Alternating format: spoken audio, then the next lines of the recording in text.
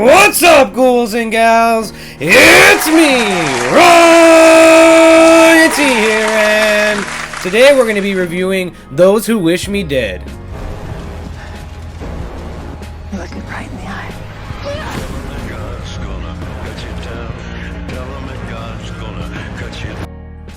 Those Who Wish Me Dead stars Angelina Jolie, John Berthnell, Nicholas Hoult, Finn Little, I think is his name. Yeah, Finn Little, as well as Aidan Gillian, and it also stars a cameo appearance from Medea.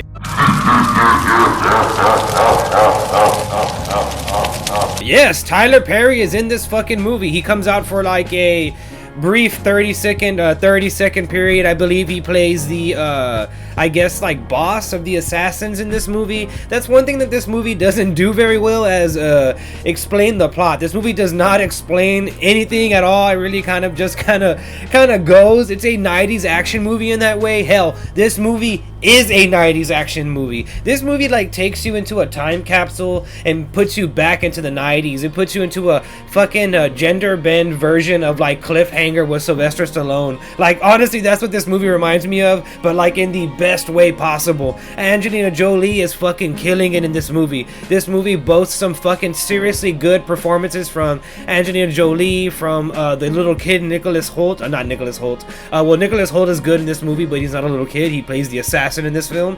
I meant to say Finn Little. Finn Little does a good performance in this film, and as you know, I am really hard on child actors, because child actors really make or break fucking films, because they're either really good or really fucking shitty, because we've seen some very fucking terrible child actors, and yeah, it's not good when they're not good, but when they're great, it's great. And this kid right here is really good.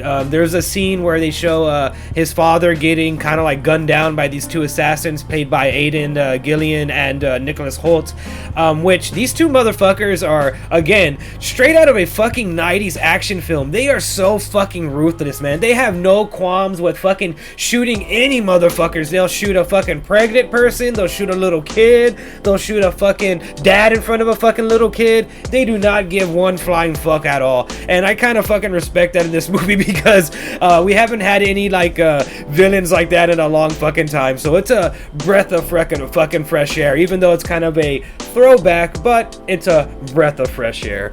Again, those performances are really fucking top notch. They're a fucking chef's kiss. And yeah, the beginning of this film starts off with like a fucking house getting exploded, and I was just like, yep, I was like, yep, this is a 90s action film. It like quickly set the fucking tone for this fucking movie, and I had an amazing time watching this movie. I really enjoyed it. But one thing I can say about this film is that, again, it does not really explain anything. There's key elements to this plot that aren't explained at all and never get fucking explained in this movie whatsoever. For one, why is this kid and his father running away from these two assassins guys? Yeah, the main plot from this film is that this little kid, played by Finn Little, is getting chased by these two assassins because his dad was a forensics advisor, and he found out about some secret info, but we never find out what that secret info is. Before the father dies, he gives the little kid a note, and he's like, yeah, give this to somebody who you can trust or whatever. And so the little kid meets Angelina Jolie. He gives her the note, but we never get to see what's on the note. She never even really reads the note. She's kind of just like, okay, we gotta call the news media and shit, the newspaper, the fucking news station. And so yeah, it kind of goes from there, and it's kind of like, well, what the fuck is going on? And we never find out what's going on. Throughout the entire fucking movie, I was like, oh, they're gonna explain it right now. And I thought whenever they met Tyler Perry in the movie, I was like, oh, that's when they're gonna explain it. Tyler Perry is gonna be like, yeah, he found out about this, that, and the other thing, but he doesn't do that. That's one thing that this film doesn't do. It doesn't do the classic 90s action thing where you see the shadowy bad guy background fucking figure explain like the central plot of the movie, which we desperately needed in this fucking movie. That doesn't happen at all, which I guess you kind of don't care, because you're more invested in, like, is Angelina Jolie gonna survive this huge fucking fire? That's another thing that's happening in this film. There's a huge fucking fire, like, the fucking just consuming the fucking woods that they're in. They're in like Fort Lauderdale, Florida, in the woodland area over there. And Angelina Jolie's like this fire jumper, or I think that's what they call her, or smoke jumper is what they call it. And she has like this severe PTSD, and it's like classic like 90s action movie thing. Like she's kind of like disgraced. She didn't pass her psych evaluation to become like a full-fledged like firefighter, so she has to like hang out on this fucking fire tower and just basically like radio in if she sees any smoke, which she neglects to fucking do. There's like literally a fucking fire happening behind her, and she's too busy like talking to this kid like, yeah, so like what's going on with you? She's like, yeah, I'm a fire jumper, I'm like gonna be a professional firefighter. And the little kid's all like, there's never mind. So yeah, I can kind of see why she didn't become a full-fledged firefighter or whatever, because she is like super fucking neglectful. She didn't even pay attention to the fucking fire that was like happening literally fucking right behind her.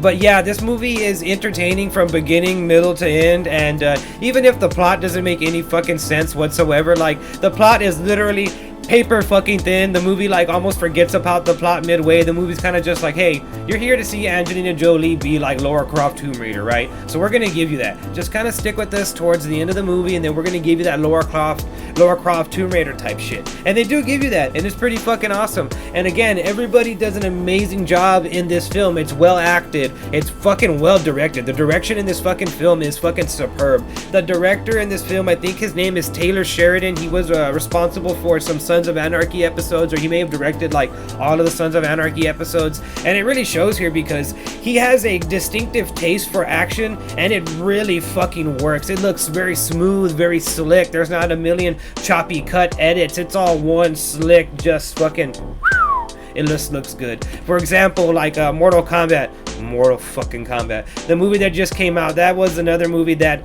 had that really choppy fucking editing style, and it made it look like if you were seeing like a 8-bit fucking frame version of like a movie that was shot in like 4K. This movie doesn't do that. The action is very smooth and very well directed and stuff.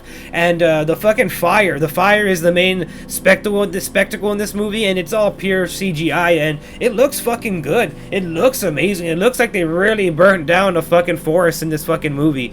And for that, I gotta say that this film is a worth it watch. It's currently in theaters, and it's also on HBO Max for I think like the next 30 days. And either way you watch it, personally I watched it on HBO Max. I think you're gonna enjoy it no matter what, because it is a blast from the past 90s action film starring a blast from the past actress, Angelina Jolie, and it's just a really fun watch, ghouls and gals, and I really think you ghouls and gals would enjoy it. Well, I'm Ryan.T, and I'll see you in the next one.